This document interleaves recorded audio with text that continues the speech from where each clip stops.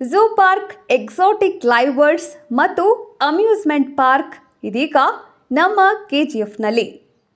ಬನ್ನಿ, ನಿಮ್ಮ ಕುಟುಂಬ ಮತ್ತು ಸ್ನೇಹಿತರೊಂದಿಗೆ ಝೂ ಪಾರ್ಕ್ ಆನಂದಿಸಿ. ಪಕ್ಷಿಗಳು ಮತ್ತು ಪೆಟ್ಸ್ ಅಂದರೆ ಎಲ್ಲರಿಗೂ ಇಷ್ಟ. ಲೈವ್ ಪಕ್ಷಿಗಳು ಮತ್ತು ಹಾವುಗಳು, ಕೆಮಿಲಿಯೋನ್ನಂತಹ ರೆಪ್ಟೈಲ್ಗಳನ್ನು ಹಿಡಿದಿಟ್ಟುಕೊಳ್ಳಲು ಮತ್ತು ಫೋಟೋಗಳನ್ನು ಸೆರೆ ಹಿಡಿಯುವ ಅವಕಾಶವನ್ನು ಪಡೆಯಿರಿ. ಕೆಜಿಎಫ್ನಲ್ಲಿ ಮುದ್ದಾದ ಸಾಕು ಪ್ರಾಣಿಗಳು ಮತ್ತು ವಿಲಕ್ಷಣ ಪಕ್ಷಿಗಳನ್ನು ವೀಕ್ಷಿಸಲು ಹಿಂದೆ ಬನ್ನಿ.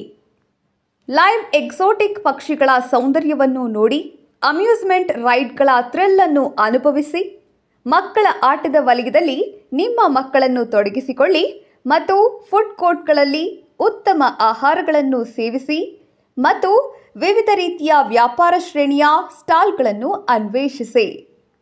ಈ ಉತ್ಸಾಹವನ್ನು ಪಡೆಯಲು ಹಿಂದೆ ಕೆಜಿಎಫ್ನಲ್ಲಿರುವ zoo park, exotic live birds ಮತ್ತು ಅಮ್ಯೂಸ್ಮೆಂಟ್ ಪಾರ್ಕ್ಗೆ ಭೇಟಿ ನೀಡಿ.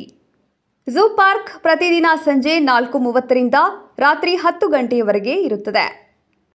ಹೆಚ್ಚಿನ ಮಾಹಿತಿಗಾಗಿ ಸಂಪರ್ಕಿಸಿ 8861299700 9591876656.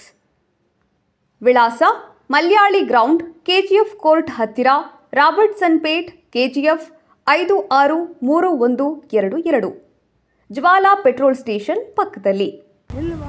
ಇವತ್ತಿನ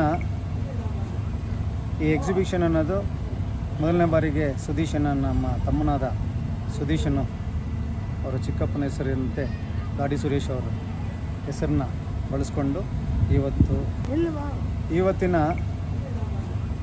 ಈ ಎಕ್ಸಿಬಿಷನ್ ಅನ್ನೋದು ಮೊದಲನೇ ಬಾರಿಗೆ ಸುದೀಶನ, ನಮ್ಮ ತಮ್ಮನಾದ ಸುದೀಶನು ಅವರ ಚಿಕ್ಕಪ್ಪನ ಹೆಸರಿನಂತೆ ಗಾಡಿ ಸುರೇಶ್ ಅವರು ಒಂದು ಪ್ರೀತಿಯಿಂದ ಹೆಸರನ್ನ ಬಳಸ್ಕೊಂಡು ಮಕ್ಕಳನ್ನ ಕರ್ಕೊಬಂದು ಮಕ್ಕಳಿಗೆ ಎಂಟರ್ಟೈನ್ಮೆಂಟ್ ಅಂತ ಒಂದು 1 ಅವರ್ ಇರುತ್ತೆ. ಅದನ್ನು ನಮ್ಮ ಕೆಜಿಎಫ್ನ ಎಲ್ಲ ಜನತೆಗಳು ಬಂದು ಸ್ಪೆಷಲಾಗಿ ಈ ಸಾರಿ ಬಂದಿರೋದು ಬರ್ಡ್ಸ್ ಏನೋ ಸ್ಪೆಷಲಾಗಿ ತರ್ತಾ ಇದ್ದಾರೆ. ಎಕ್ಸಿಬಿಷನಲ್ಲಿ ಹಳೇದೇನು ಬಂದಿತ್ತೋ ಅದೇ ಇದೆ. ಸ್ಪೆಷಲ್ ಅಂದರೆ ಬರ್ಡ್ಸು, ಸೆಲ್ಫ್ ಫೋಟೋಸು, ಅದಿದೆ, ಸೆಲ್ಫಿ ಫೋಟೋಸ್ ಎಲ್ಲ ಇದೆ.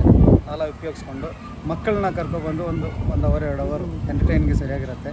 ಇದನ್ನು ನಮ್ಮ ಕಡೆಯಿಂದ ಅವನಿಗೆ ಒಳ್ಳೇದಾಗಲಿ ಅಂತ ಹಾರೈಸ್ತಾ 60 ರೂಪಾಯಿ ಇಕ್ಕಿದ್ದೀವಿ. ಮತ್ತು ಒಳಗಡೆ ಬಂದು ಸೆಲ್ಫಿ ಶೋ ಇದೆ. ಆಮೇಲೆ ಲೈವ್ ಬರ್ಡ್ಸ್ ಯಾರಿಗೆಲ್ಲ ಹೊಸ್ದಾಗಿ ಬಂದಿದೆ, ಕೆಜಿಎಫ್ ಮೊಟ್ಟ ಮೊದಲ ಬಾರಿ ಬಂದಿದೆ.